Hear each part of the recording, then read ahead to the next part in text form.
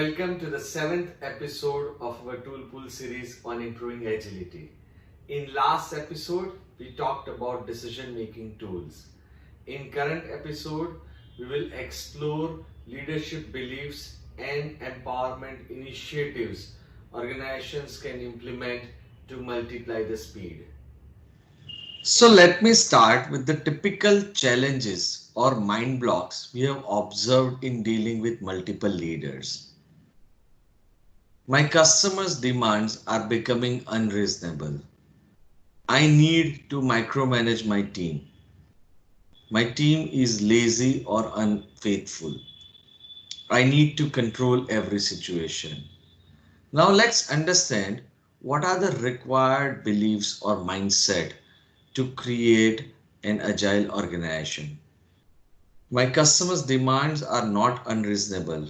However, their new expectations create new opportunities for me. Rather than micromanaging the team, I would prefer to empower skilled people. I trust my team, they are faithful, and I don't want to control the team. However, I would like to inspire, motivate, or coach my team members. Remember, if you think your customers' demands are unreasonable, somebody will fulfill it and capture your market. Also, every individual or every professional intends to be successful. All they are looking for is right platform or right team. Moving ahead with this, let's understand one of the most critical topic of this series. What is empowerment? A situation where your employees have autonomy to take decisions, specifically the frontliners. Now, this is high risk. If they take wrong decisions, we will fail miserably. I have heard most leaders facing this challenge. On one side, they expect their teams to be empowered and take decisions.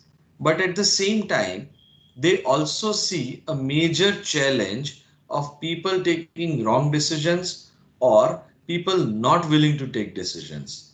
The question is, how do we solve this? Many organizations also upgrade their policies and create a wonderful authority matrix. But in real scenario, it just doesn't work. Why?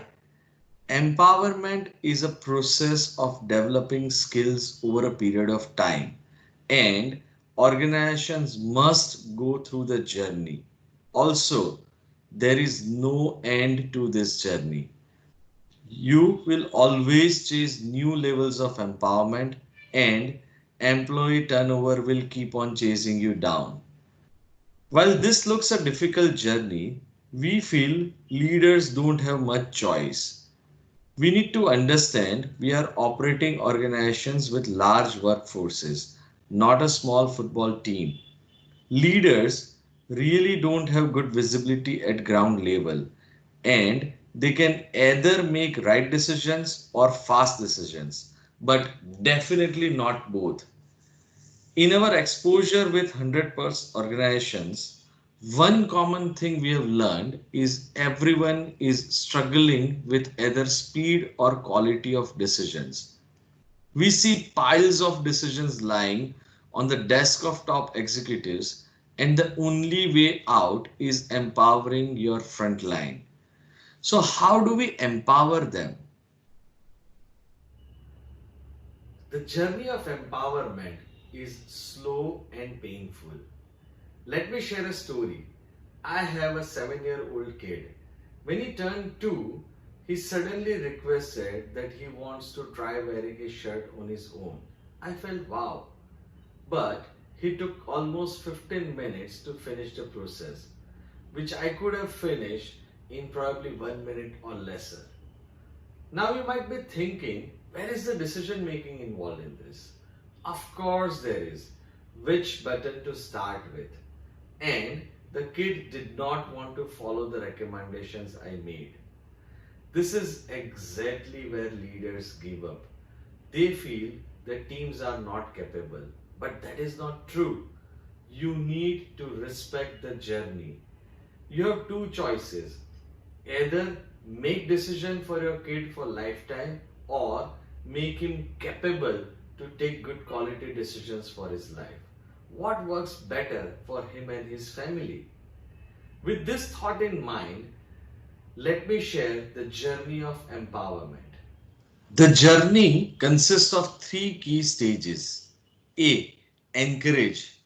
This is the first step. In many bureaucratic organizations, people are not even allowed to speak. B. Involve. Once people understand that they can speak, start taking their opinions while making every decisions. In fact, ask them what decisions they would take. C. Enable. Eventually, you will see people are taking right decisions. Now motivate them to promote this culture down the line. Ultimately, empowerment has to reach the execution level. People who are actually doing the job. I would also like to highlight some important points of this journey. Maintain faith. Your team should know you believe in them. Give freedom to make mistakes. Support them, but limited to make better decisions. Also, don't remove all discomforts. Promote integrity. Ultimately, it's the intentions and values which makes people successful. Once again, why empowerment? Because that's what your customer wants. They don't want to hear from your front end team that let me go back to the company and check. They want their solutions in the first meeting. Also, they only want to talk to the decision makers. With this thought, I'll conclude this episode here. Thank you very much for watching this video, and I'm super excited to see you all implement this concept in your organization. If you need any help, feel free to write to us and request a copy of Agile Toolkit.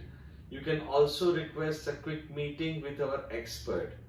From our next episode, we will start exploring the journey of implementing Agile tools in your organization.